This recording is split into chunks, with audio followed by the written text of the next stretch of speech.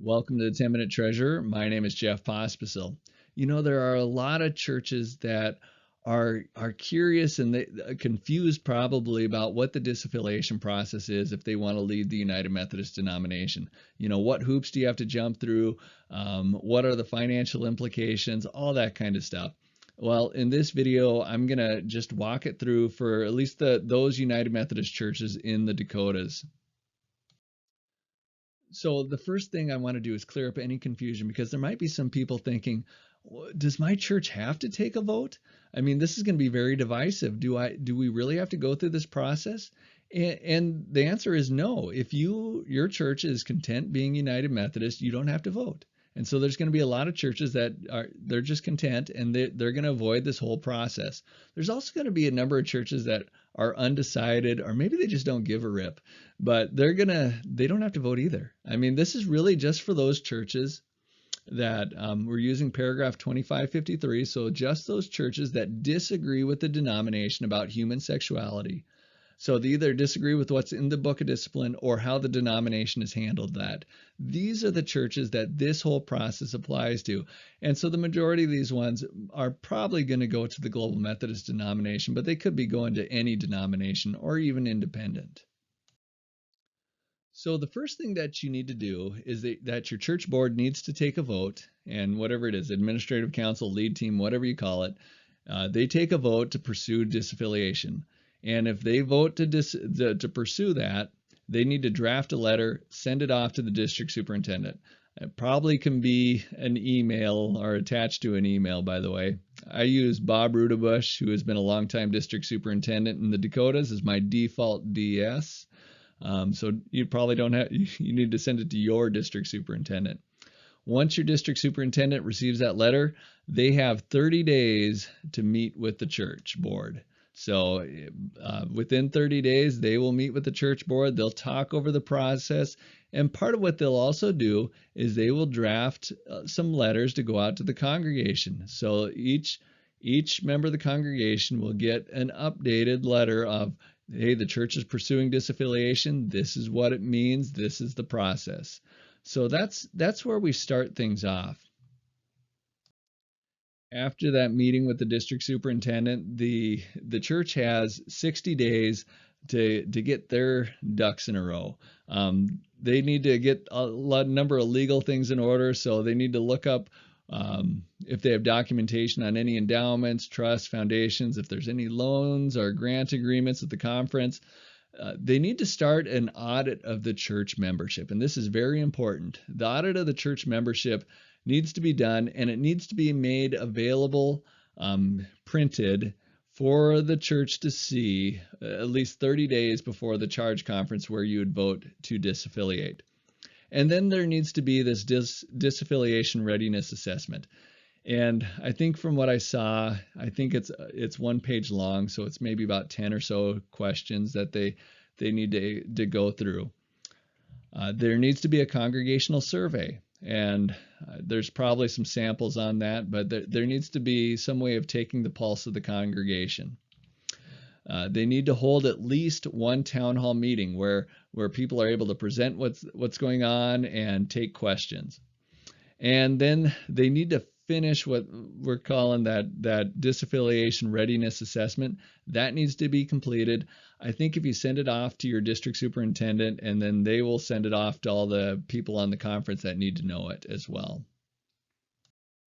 After that readiness assessment is completed, the district superintendent will come back, meet with the church board, and then there will come to an agreement on whether or not the church is ready to move forward for disaffiliation. So they're going to look at that assessment, and it should hopefully be clear whether or not the church is moving towards disaffiliation. And if they are, within 120 days, there will be a charge conference scheduled. So the maximum amount is 120 days. So they'll put a charge conference on the calendar, and they'll be voting on two things. First of all, they'll vote on the audited membership list. I mean, a lot of churches don't have good membership records, so that's why we do the audit, and we make sure those membership records are available 30 days before the charge conference. and then they vote on it to approve it because we just want to protect the integrity of the vote. And the next thing is we're going to vote on disaffiliation.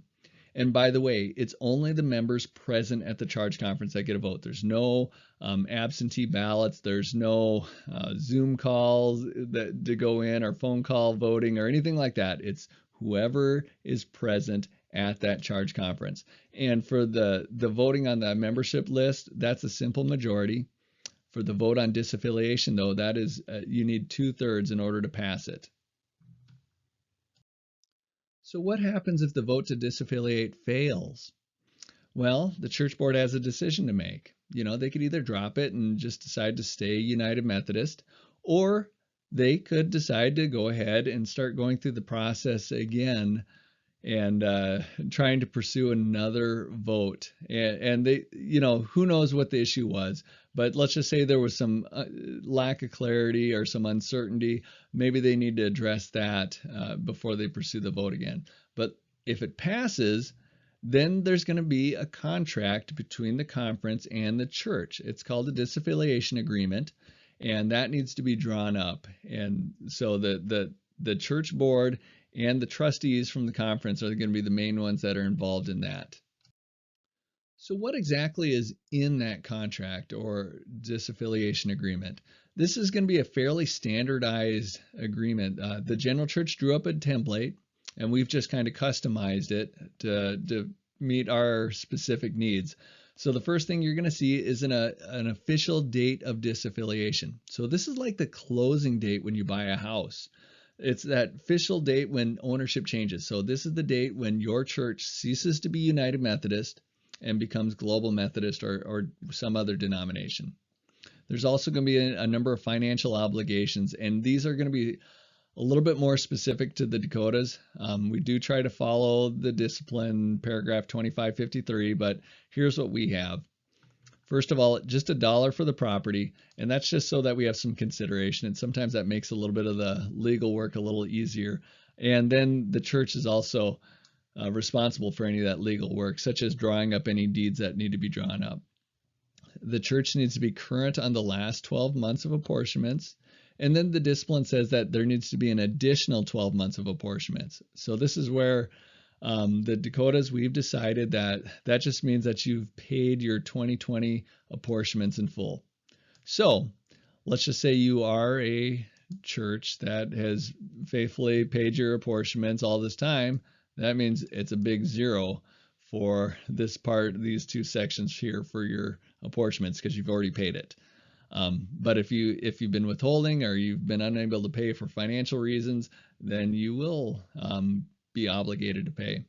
Then there's also this pension liability. And this pension liability here is in the Dakotas, we base it on years of service. So whoever living pastors and or spouses that have served your church, so their years of service for your church, we base it on. And that ends up being $1,100, right around there. That's ballpark, per year of service. So if you've had, let's just say you've had one pastor and they've served for 20 years there, then it's, what would that be? $22,000 is what your church would be responsible for. So anyway, that's how that works. I do have a video on that as well.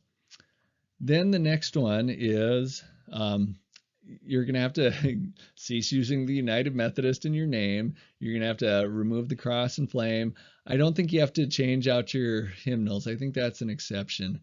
And there might be some other exceptions too, such as, like, let's say you have stained glass that might have a cross and flame in there. I don't know exactly what you have to do there, but that there is some allowances to there are some allowances to take these things into consideration, and I don't recall exactly what those are at this time. You have to cease using the group ruling for the 501c3. There's, for some of you, this might even be news too, but there's a group ruling that makes it easier for you to prove that you're a 501c3. And by the way, churches by default are 501c3s, but this makes it at least easier to prove it. And then send any historical documents to the archives. So membership records, baptismal records, a lot of these things, these historical documents that have historical value, we send that off to the archives, which is at the McGovern Library. And after all those terms are set, after the contract is signed by the trustees of the conference as well as the church board leaders, um, then it's pretty much done. But we also then have to have the annual conference, so the annual meeting of the annual conference, approve it as well. And they're only allowed an up or down vote. Our hope is that if we're following this process, that it would just be automatically approved. There also might be a special session called if there's a number of churches that maybe they want to disaffiliate sooner than June of 2023. So I know this was kind of a longer video, but hopefully it was helpful to you, especially if you're thinking, just even if you're just curious about the process and you're not even entertaining going through it. Hopefully it helps understand it. This is a difficult time in the denomination, but I do want to add some clarity to it, at least for those churches that are thinking that they need to pursue disaffiliation because they have a disagreement on how the denomination is handling human sexuality. All right, till next time. God bless.